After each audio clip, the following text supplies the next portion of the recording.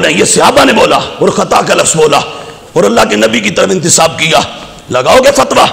ہے کرنے لگا ہوں کہ خطا اجتہادی کا انتساب ہمارے بزرگوں نے، اور اب آ کے یہ بات کہ بونے قد کے لوگ کہہ رہے ہیں کہ جی اس کو بیان ہم بھی کہتے ہیں، ہاں عام حالات اور ہیں، پر جب صورتحال معاشرے میں ایک تباہی کے دھانے پر پہنچ چکی ہے اور آگے بڑی بدعقیدگی پھیلنے کا خطرہ نہیں، صرف خدشہ نہیں، یقین اور ایقان ہو چکا ہے، تو اب بتانا پڑے گا کہ بھائی یہ تو وہ حقیقت ہے جس کو جھٹلایا نہیں جا سکتا، رد نہیں کیا جا سکتا۔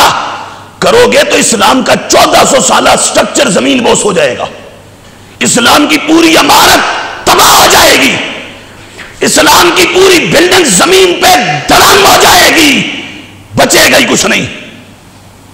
اور ہم نے 1400 سالہ اسلام، اس کو معاذ اللہ کوئی گزاند یا کوئی کسی قسم کی آنچ نہیں آنے دینی، ہم نے تو مصطفیٰ کا دیا ہوا یہ عظمت بڑا نظام، اس کو الحمدللہ تعالیٰ صبح قیامت تک چلا کے دکھانا ہے۔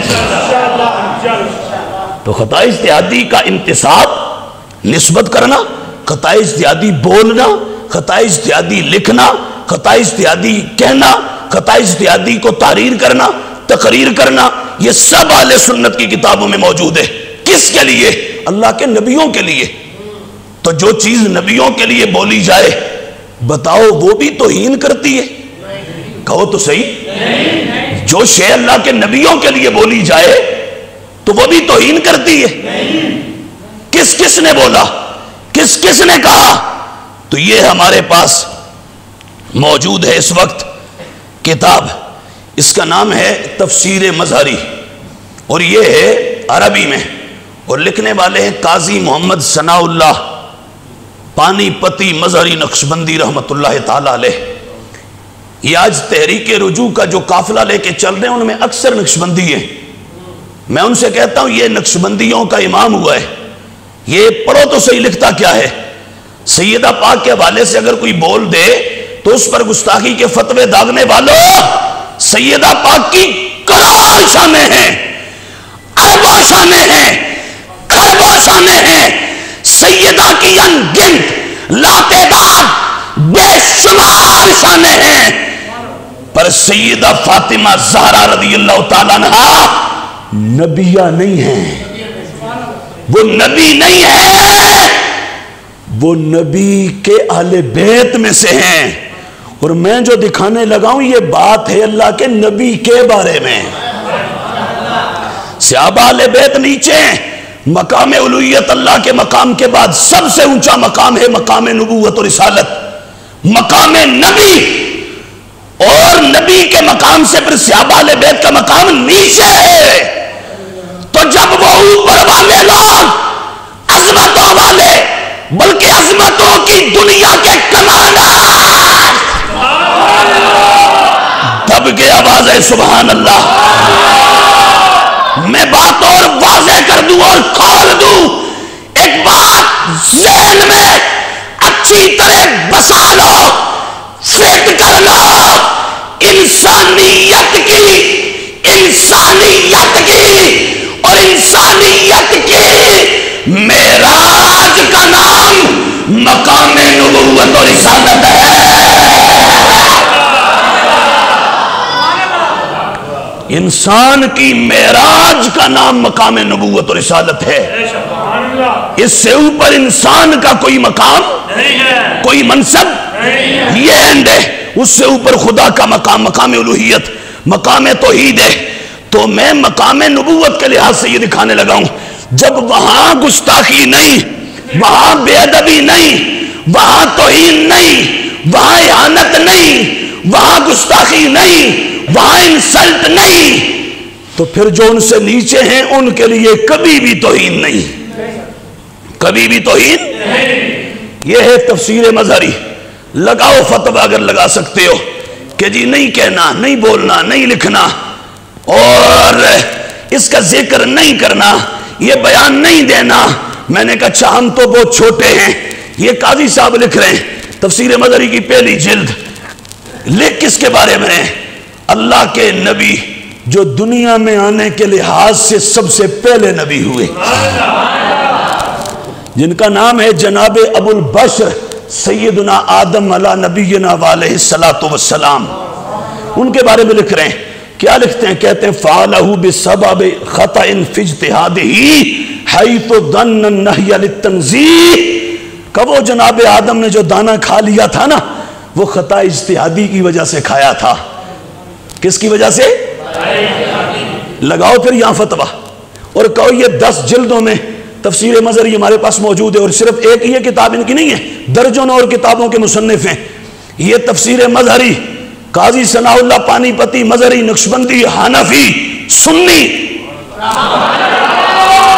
سنی بھی ہے، حنفی بھی ہے، نقشبندی بھی ہے. عقیدے میں سنی ہے اور فقہ مذہب میں حنفی ہے، اور نسبت اور مشرب میں اور سلسلہ طریقت میں نقشبندی ہے. یہ لکھ رہے ہیں تو معلوم ہوا یہ توہین نہیں، یہ تو عظمت ہے. دب کے کہہ دو سبحان اللہ. یہ ہمارے پاس ہے تفسیر روح البیان، علامہ اسماعیل حقی رحمت اللہ تعالی علیہ، جن کی تفسیر کے بارے اہل علم کہتے ہیں کہ یہ صرف علم شریعت کو سامنے رکھ کے یہ تفسیر نہیں کی گئی، علم طریقت کے بھی اسماعیل حقی رحمت اللہ علیہ نے اس کے اندر سمندر جمع کر دیے ہیں. یہ اونچے بڑے اونچے درجے کا عالم شریعت بھی تھا یہ بندہ، اور عالم طریقت بھی تھا. یہ دوسرے لفظوں میں ایک عالم دین بھی تھا اور ایک پیر کامل بھی تھا.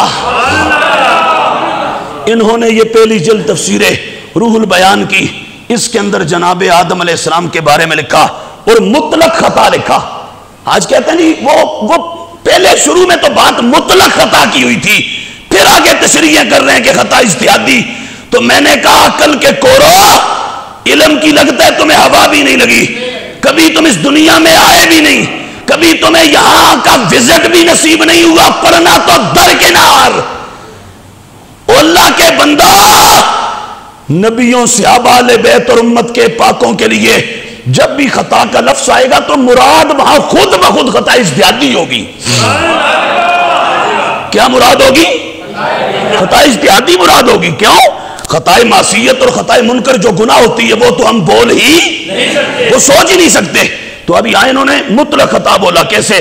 کہتے ہیں فَإِذَا كَانَ حَالُ مَنِ اقْتَرَفَ خَطِيئَةً، صرف خطیہ، آگے یہ بھی نہیں اجتہادی. یہ جناب آدم علیہ السلام کے والے سے بول رہے ہیں، لیکن مراد اجتہادی ہے. مراد کیا ہے؟ بولو تو صحیح، اجتہادی ہے. یہ تفسیر ہے تفسیر المنیر، دور حاضر کے عظیم محقق اور فقیہ اور مفسر. اپنا یہ 10 جلدوں میں ہمارے پاس نسخہ ہے اور بڑی زبردست اور شاندار تفسیر ہے. فقہی مسائل پر بڑی اہم گفتگو کرتے ہیں اور دیگر علوم پر بھی بڑی اہم گفتگو کرتے ہیں، فنون پر گفتگو کرتے ہیں. اس میں انہوں نے میرے نبی کے 2 صحابہ، ایک کا نام ہے عبداللہ بن عباس، ایک کا نام ہے عبداللہ بن مسعود.